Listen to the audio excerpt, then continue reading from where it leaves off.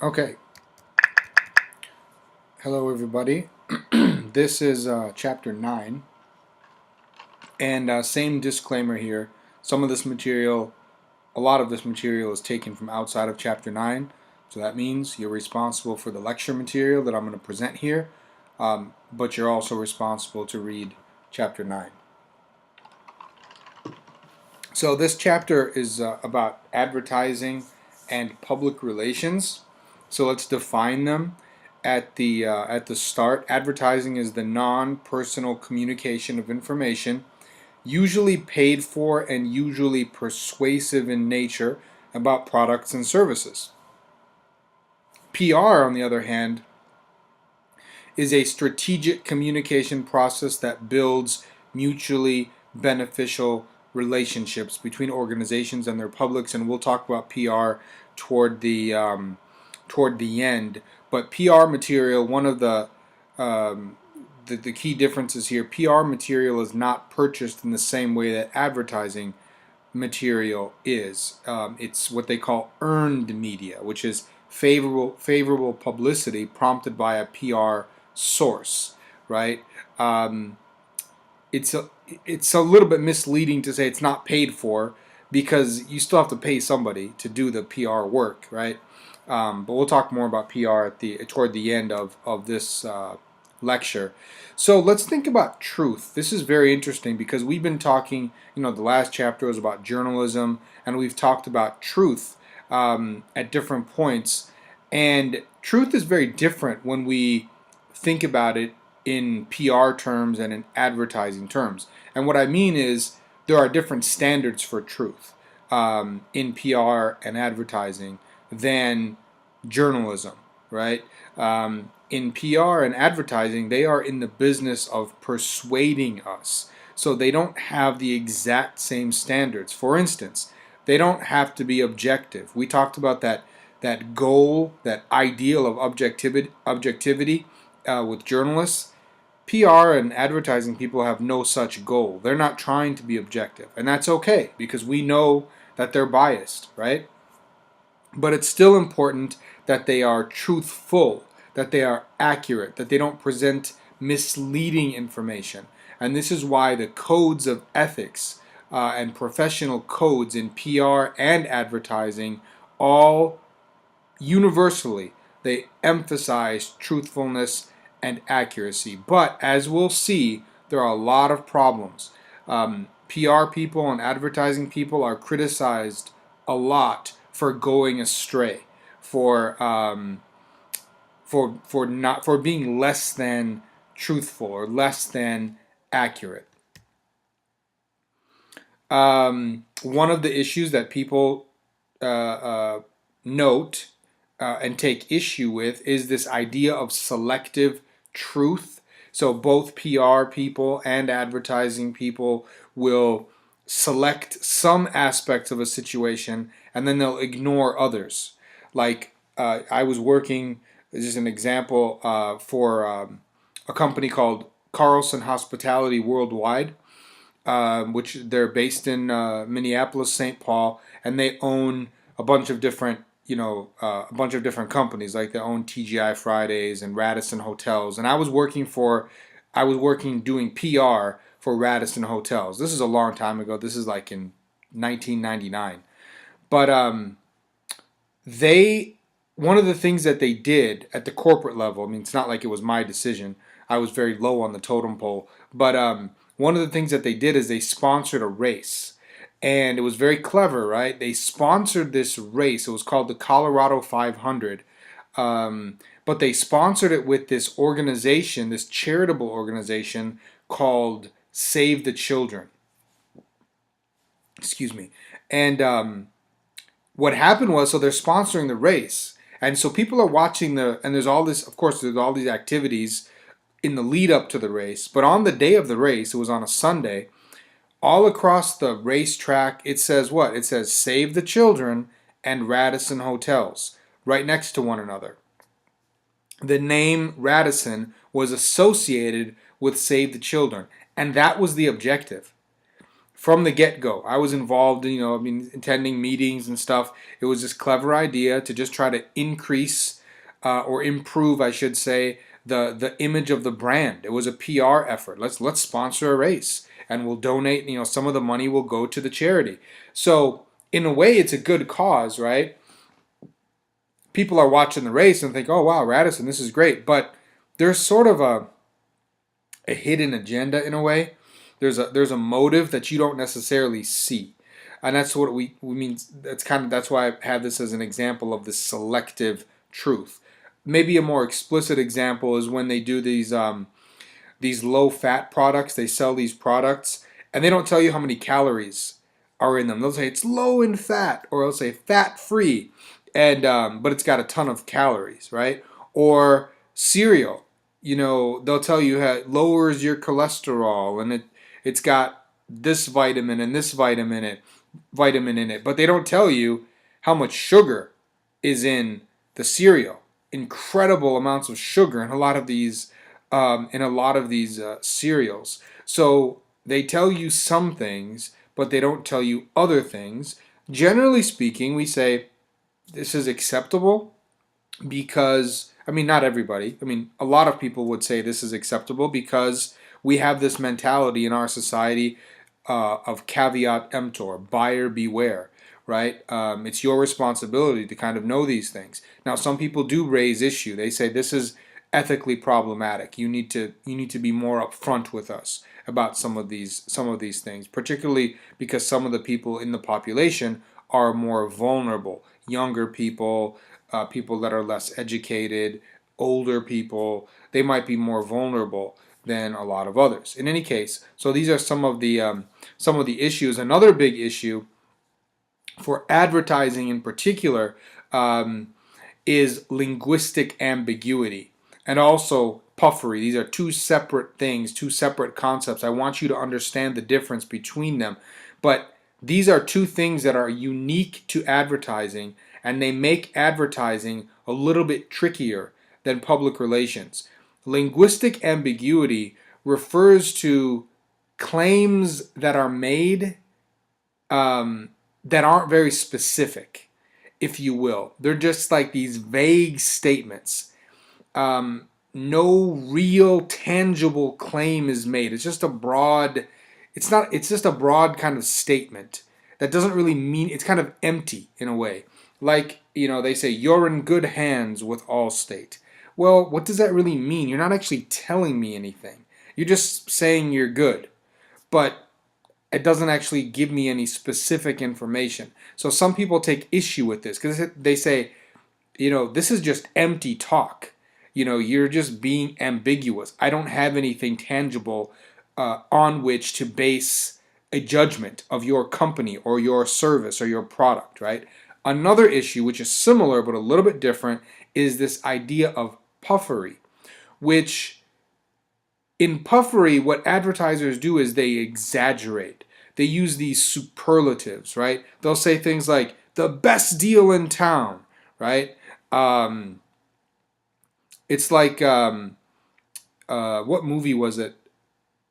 It was either Dumb and Dumber or Dumb and Dumber 1 or Elf. It may have been Elf with Will Ferrell. When he's walking by and there's like a sign on the door of this coffee shop that says, best cup of coffee in the world or something like that, and he's like really stupid or really naive, so he believes it, and he like comes in and congratulates them like, oh my god, congratulations, you have the best cup of coffee in the world. But they were just, that's puffery. That's an example of puffery, right? The best pizza in the city or whatever. Nobody. Now sometimes we have to be fair, sometimes those claims are actually backed up.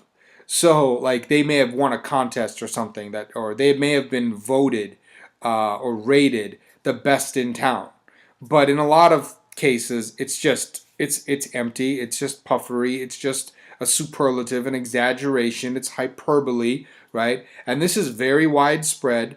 And some ethicists, again, they find this problematic because they say, well, you're exaggerating. It's not really the best deal in town. And even if it is, you haven't proven that to me.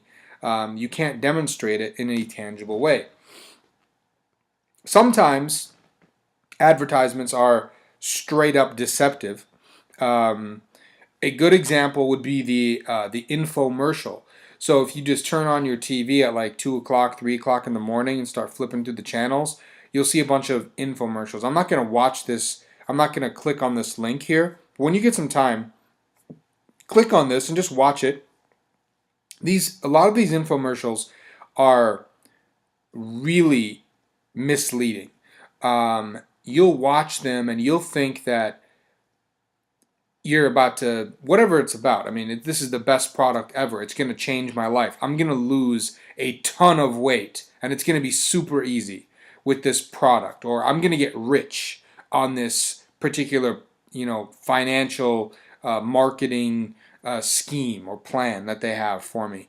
And a lot of times, I mean, obviously that's just not the case, right? This is it's just misleading, misleading advertisements. And so a lot of people raise issue with these, and they say these are unethical, right? Not all of them, but a lot of these infomercials.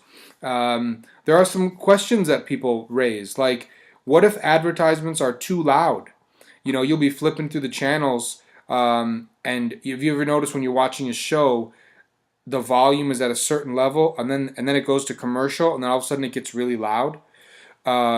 What about you're driving along in your car and you see these billboards, which a lot of people would consider offensive, right? For like, is that okay? Is that ethical to have like a billboard for like a strip club with like very, very scantily clad women?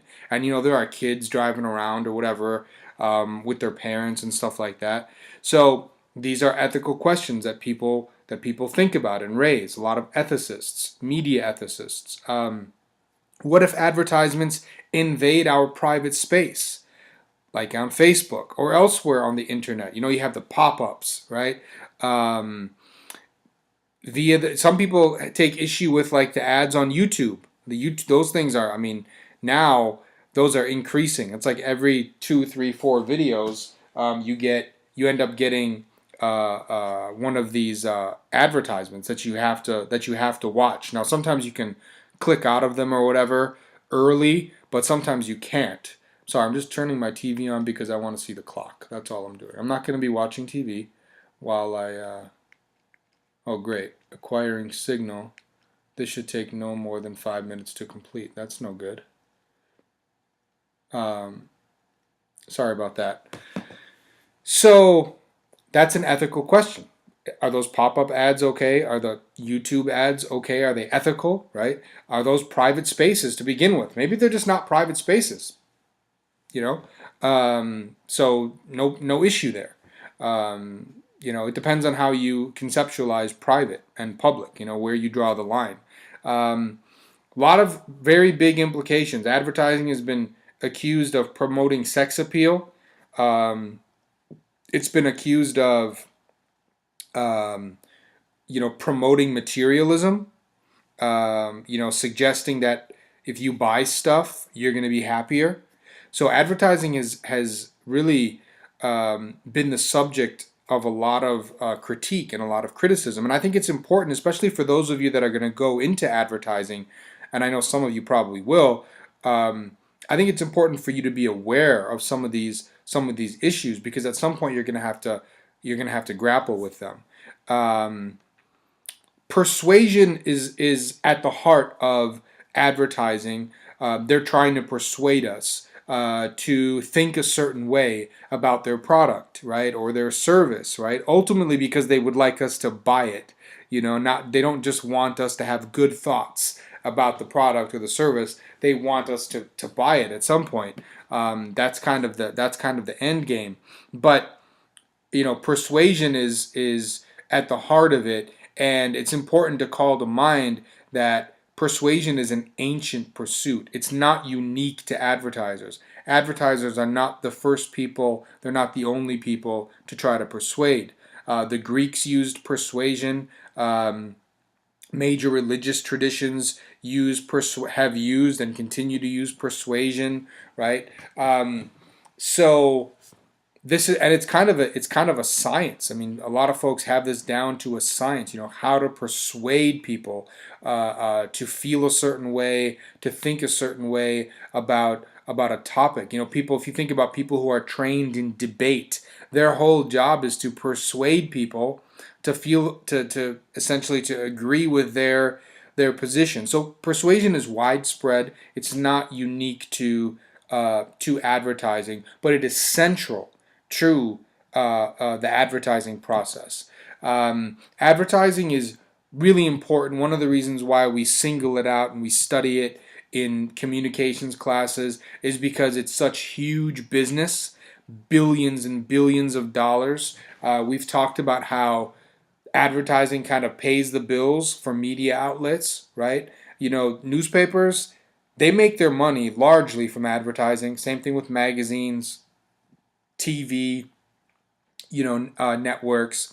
So it's a huge business. And then it's a big deal not just for them and not just for the companies that are advertising, but it's a big deal for us because we are bombarded by advertisements. Have you ever stopped to think about how many advertisements you see in a given day?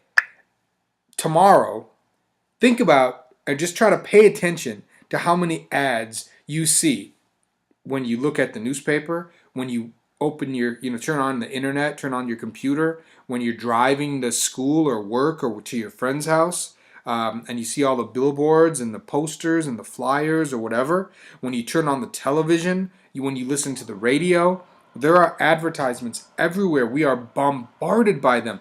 And you think about it and you're saying to yourself, well, what's the big deal? But I think part of the reason we say what's the big deal is because we've grown up with it, we've lived it, it's natural for us.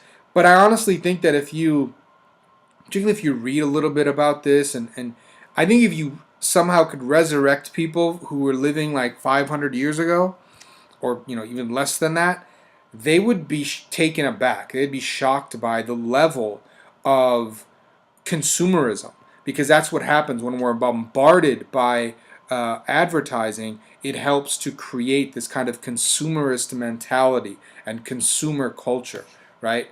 One question that people have had is, over the years, what are the effects of advertisements?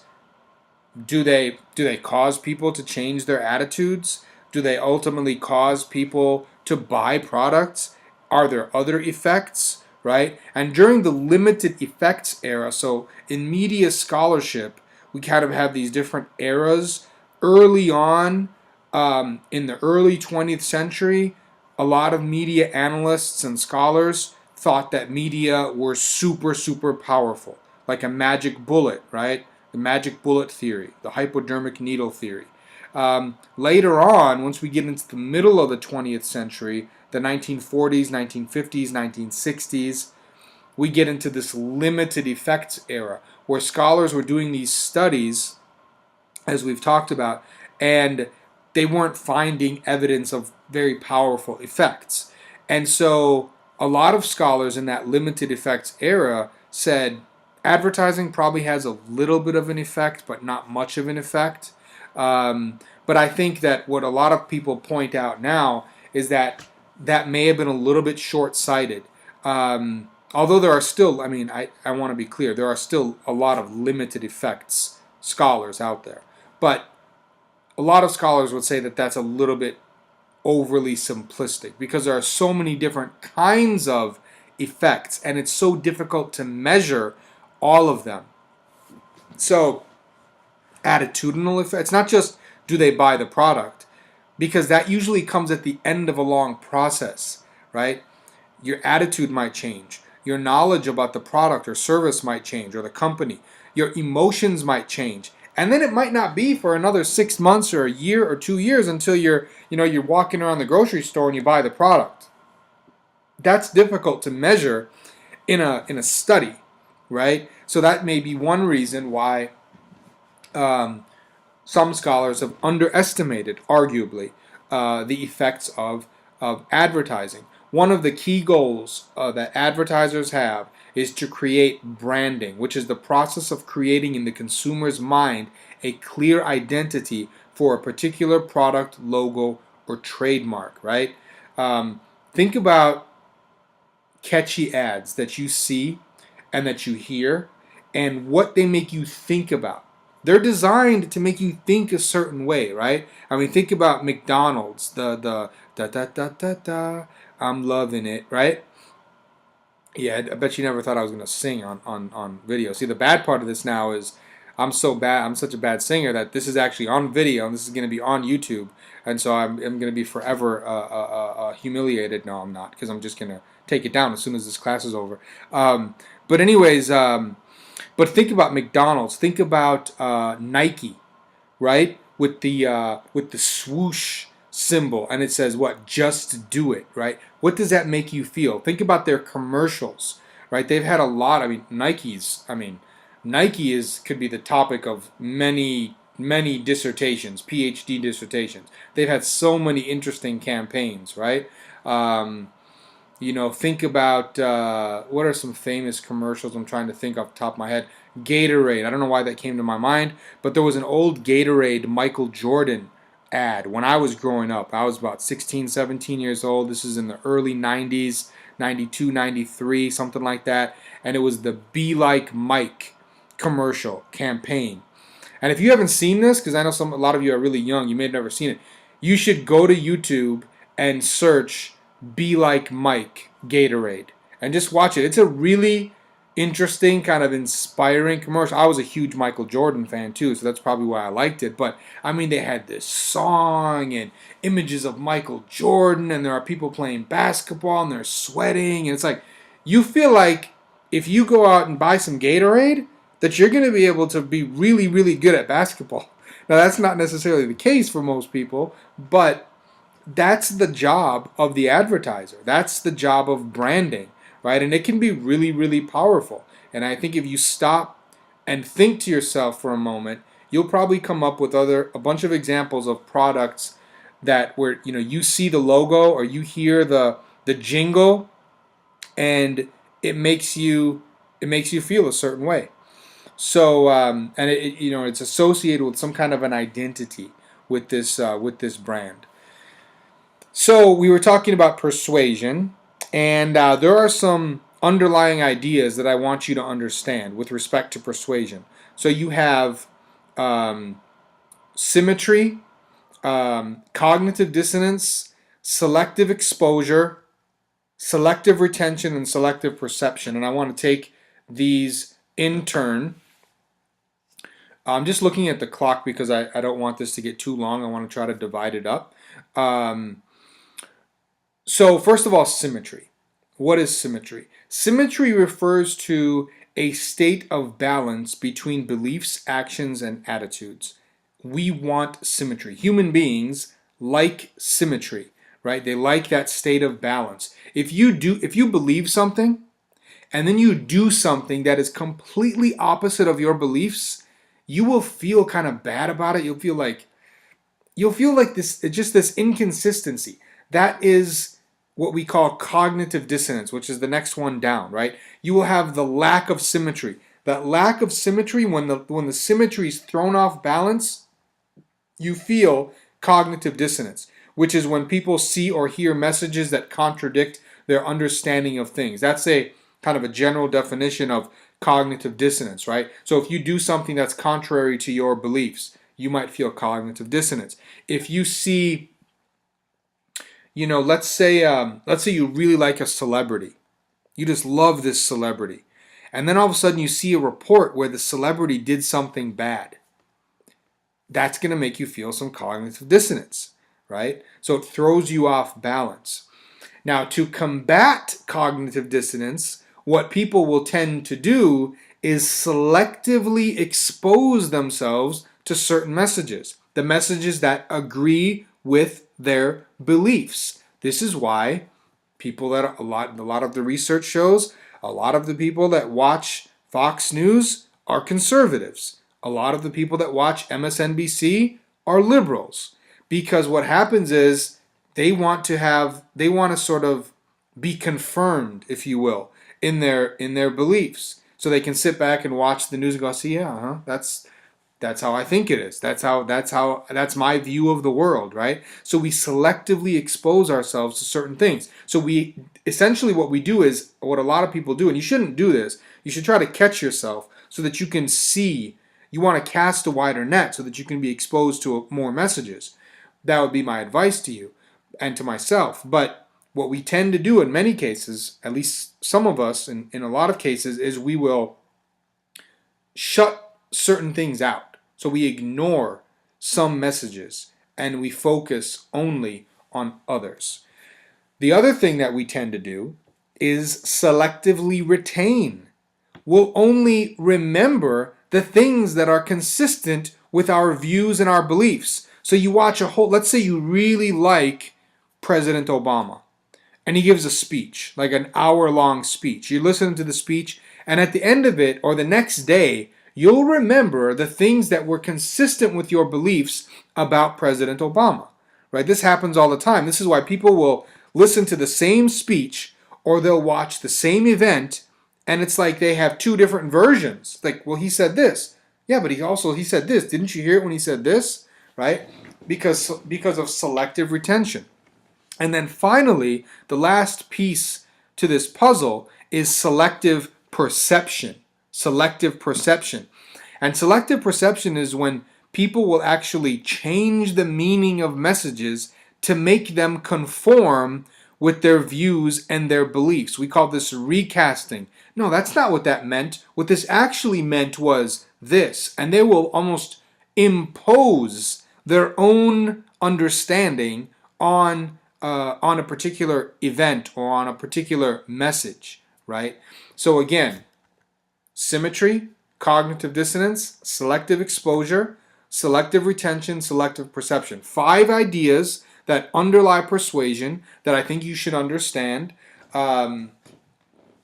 Hopefully that's clear. I think I'm not going to ask you on a test. I'm not going to be like, write an essay. But you need to have some understanding of what these what the differences are between these different between these ideas. So advertisers aren't stupid, people. They know all of this stuff, and so what they do is they design advertising messages to address these things. So one of the things that will happen very frequently is an advertiser will immediately knock you off balance in an ad. And then by the end of the advertisement, they basically restore symmetry. So they get you to feel some cognitive dissonance, and then they restore symmetry, or they promise to restore symmetry. So, for instance, you'll see an ad and it'll be like, are you dissatisfied with your body? And it'll be some picture of some dude who's like overweight, and he's got his shirt off and he's got a big belly, and it's Mark, and a lot of people now are overweight, right? I mean, we have like the fattest society, I think, in the history of humankind. So a lot of people are overweight. I need to lose about 20, 30 pounds myself. But anyways, that's neither here nor there. But so you're sitting there going, man, yeah, God, I am dissatisfied with my body. Oh. And you weren't even thinking about that. It's like you were just enjoying your day, watching some TV. You probably were eating some chips while you were watching. And all of a sudden, just like that, you're off balance. But then they're like, all you've got to do is buy this pill or buy this, product, ab cruncher or whatever, and you're going to lose all this weight, and you're going to have. And then by the end of the commercial, it's like some dude with like 6-pack abs, and he's like, super fit or whatever. But that's a very common scenario in advertising. We've talked about some of the criticisms of advertising. Let's look at some others. One criticism is that there are ads that are targeted toward children. Some people see this as unethical. I never really noticed it, but it's like I'm watching like Peppa Pig with my kids or Dora or something, and all of a sudden these advertisements come on. I'm like, man, they're training my kids to kind of be consumers, and I don't know how I feel about that. Particularly when the products aren't very healthy. It's like toys that are just kind of not very educational, or McDonald's, and McDonald's is like, I don't mean to hate on McDonald's. Like I like a quarter pounder with cheese like the next dude. But it's like, think about what they do to target kids. You know what I mean? It's like they have the McDonald's play place. You know what I mean? So they bring your kids here to play. And then while they're there, they're going to eat a bunch of really unhealthy food. They have Ronald McDonald. I mean, they came up with a character. They've got the Happy Meal. And it's like you order the meal, and it's like the kids are just like, I mean, my kids, when we go to McDonald's and they get a Happy Meal, it's cute. It's like the funniest thing ever. They're just like, it's like this super cheap, toy. It probably costs like 15 cents to manufacture, but they're just elated that they have this toy with their Happy Meal. And I don't take my kids to McDonald's very often. Pretty rarely, actually. But, one of the reasons that I do is because they see these advertisements and they just incessantly, it's like, Daddy, Daddy, Daddy, we got to go to McDonald's. And so eventually you kind of cave in. But so that's one of the things that people take issue with. Some ads are really harmful, and they have been shown to kind of target kids, like with the, Joe Camel with Camel cigarettes. Alcohol companies have been criticized. So this is kind of one set of criticisms. We've got some more, and we still got to go through public relations. I think what I'm going to do is I'm going to stop here, and we'll finish this up in part 2.